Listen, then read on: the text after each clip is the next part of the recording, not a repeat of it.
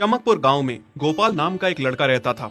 उसकी सौतेली माँ और बाप ने उसे घर से निकाल दिया था। उसकी सौतेली माँ ने सब कुछ अपने और अपने बच्चों के नाम पे कर रखा था और गोपाल को हिस्से के नाम पे 3 गायें दे रखी थी। गोपाल पढ़ा लिखा तो बहुत था, पर नौकरी ना मिलने के कारण उसने सोच लिया था कि वो अब उन तीनों गायें की खूब देख रेख करके उनसे जो दूध मिलेगा उसे बेच के अपना कारोबार चलाएगा।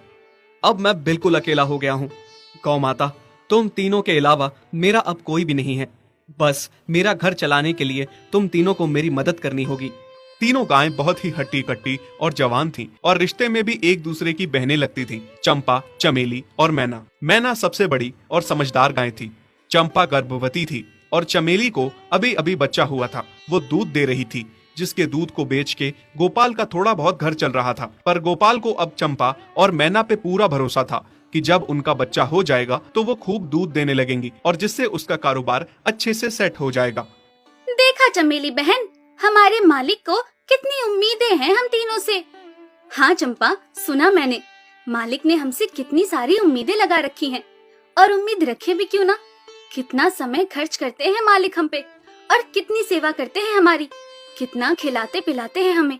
और फिर हम मालिक की उम्मीदों पे खरा ना उतरेंगी तो धिक्कार है हमारी जिंदगी पर। सही कह रही हो बहन तुम। चलो हम तो मालिक के लिए कुछ ना कुछ कर ही लेंगे। तुमने बच्चा दे दिया है, दूध भी दे रही हो, मैं भी गर्भवती हूँ। थोड़े दिनों में मैं भी बच्चे को जन्म दे दूंगी, फिर दूध भी देने लगूंगी। लेकिन इस मैना दीदी को देखो, हम दोनों से बड़ी हैं, एक बार भी बच्चा ना दे पाई आज तक।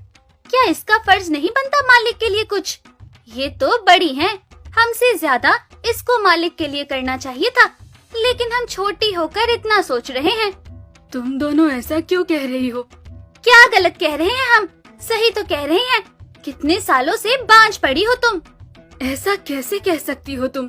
बच्चा देना ना देना मेरे हाथ में थोड़े ना है। मैं भी तो माँ बनना चाहती हूँ ना। मैं भी चाहती हूँ कि दूध दूँ और मालिक को मेरे दूध से कुछ फायदा हो। अरे तुम क्या बच्चा दोगी जो इतने सालों से नहीं दे पाई? तुम ये ख्वाब लेना बंद करो कि तुम बच्चा दोगी और तुम्हारे दूध से मालिक को कोई फायदा होगा। दोनों छोटी बहनें बड़ी बहन मैना की बेबसी का मजाक उड़ाती हैं और उस पे हंसती हैं। इस बात से मैना बहुत दुखी होती है और रोती है कि उसी की बहनें उसको दिलासा देने की बजाय उसे ताने मार रही हैं, उसका मजाक उड़ा रही हैं। फिर एक दिन गोपाल का पड़ोसी उससे कहता है, अरे गोपाल, तुम्हारी 2 गायें तो ठीक है, एक गाय का क्या है? उससे तुम्हें कोई फायदा नहीं है, बेच क्यों नहीं देते उसे? अरे नहीं नहीं भाई साहब, बेचना क्यों उसे? अभी बच्चा नहीं दे रही तो क्या पता कल वो बच्चा दे दे। कोई भी काम जल्दबाजी में नहीं करना चाहिए। अरे नहीं गोपाल, मेरे कहने का ये मतलब था कि तुम्हें अपना कारोबार जल्द खड़ा करने की जरूरत है, क्योंकि तुम्हारे घर वालों ने तुम्हारे साथ जो कुछ भी किया वो बहुत गलत था। अब तुम्हें जो भी करना है अकेले ही करना है।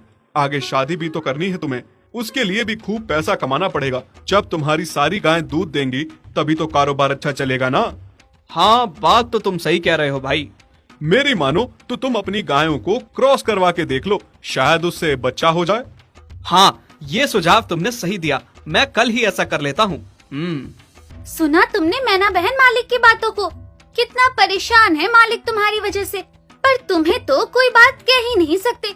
झट से बुरा जो मान जाती हो तुम। मैना ये सब सुन के बहुत दुखी होती है, पर करती भी क्या, उसके हाथ में कुछ नहीं था। गोपाल ने मैना को क्रॉस करवा के भी देखा, पर उसका भी कोई फायदा नहीं हुआ। गोपाल, जो सुझाव मैंने तुम्हें दिया था, क्या वो तुमने आजमाया? हाँ भाई, वो भी करके देख लिया, पर उसका भी कोई असर ना हुआ। ये गाय किसी काम की नहीं है गोपाल, मेरी मानो तो इसे बेच दो। मैं सोच रहा हूँ एक बार फिर से क्रॉस करवा के देखता हूँ, शायद कोई बात बन जाए। देख लो, पर मुझे नहीं लगता। देखा, इन लोगों को भी पता चल गया, तुम बच्चा नहीं दे सकती, तुम बांझ ही रहोगी। सही कह रही हो तुम दीदी, इतने जतन करने के बाद भी बच्चा नहीं हो रहा तो अब क्या होगा? गोपाल मैना को एक बार फिर से क्रॉस करवा लेता है। दोनों बहनें चंपा और चमेली मैना के बांझपन का मजाक उड़ाती हैं और उस पे खूब हंसती हैं। फिर एक दिन मैना चमेली के बच्चे के साथ खेल रही थी कि तभी चंपा देख लेती है। हाँ देख तो चमेली दीदी, ये मैना दीदी तेरे बच्चे के साथ क्या कर रही है? मुझे समझ में नहीं आ रहा, तू इस बांझ के साथ अपने बच्चे को कैसे छोड़ सकती है? जब मेरा बच्चा आ जाएगा